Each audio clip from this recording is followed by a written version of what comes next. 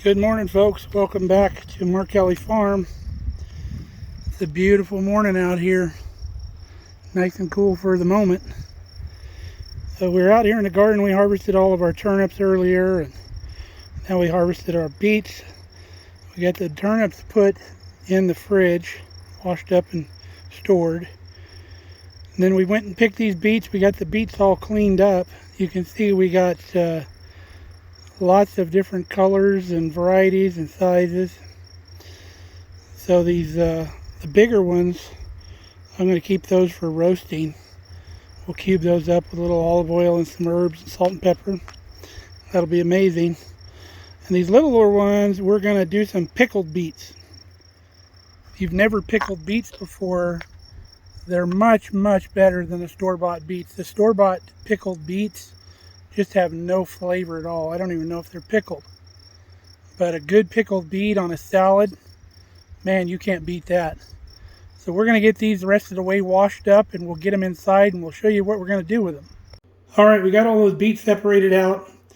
We got them cleaned up. We're going to put them in a pot, and we're going to boil them until they're almost knife tender, and then those skins are going to slip right off. We also got to deal with all these cucumbers we picked today. That's the last of our cucumbers. But we'll get these in the pot and we'll show you what's going on. All right, we got all of our beets in the pot. It's our big stainless steel pot.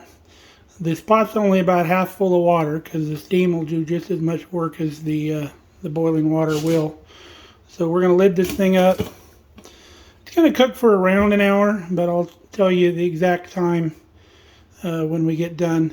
There are different sized beets in there, so there'll be varying degrees of doneness, but I'm going to try to pull them out when they're all kind of the same zone. We'll see in a little bit.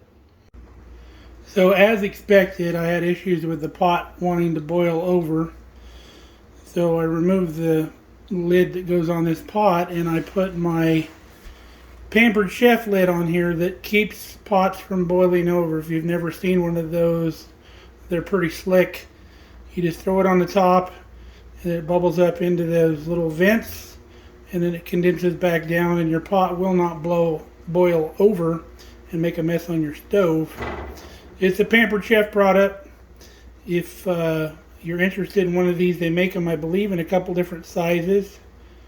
If not, this one fits a lot of different size pots. But contact my cousin Holly Bumgarner at Pampered Chef if you're interested in one of these, and she can probably get you one.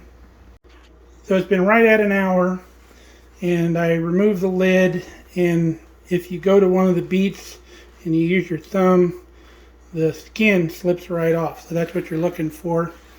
And this stuff on top here, where the leaves used to come off, that stuff slips right off too. You can rub it right off with your thumb. And the little tails on here, those will slip right off too. So you'll end up with a perfectly peeled beet when you're done. And then we'll chop them into the size that we want, and then we'll get the canning process started. Okay, we got our beets. We drained the hot water out of the pot, and we put cold water in the pot. And then under running water, we slipped the skins off of these beets. I separated them into the golden beets and the purple beets because I thought they would look a little more appealing if I did them separately.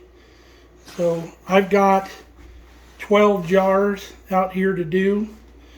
In each jar, you're going to put 1 stick of cinnamon, 8 allspice berries, and 4 whole cloves. And these are pint jars.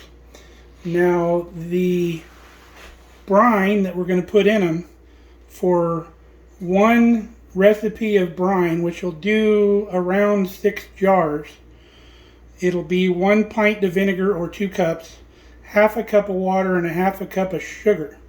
Now, I tripled that because I'm doing 12 jars and I like to have a little bit of extra brine. So I'm going to get the canner out, get the hot water going in that, and we'll come back when we got the beets cut up and put into the jars, and we get ready to put brine in them.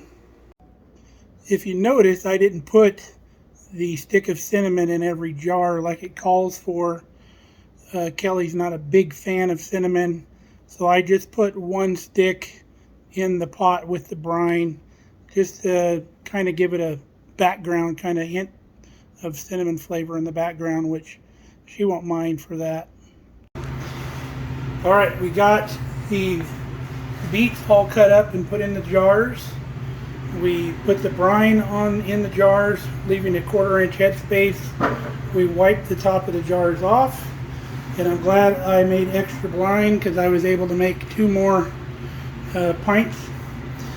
So we're going to start putting these in the canner and get these things canning. All right, we got these in the canner, and I'm using the pasteurization method like I did with the crunchy dill pickles, because I do not want these beets to cook any further. They are plenty tender. So we're doing 180 degrees for 30 minutes. We got about 7 minutes to go, and then we'll pull these out of the canner and let them cool off.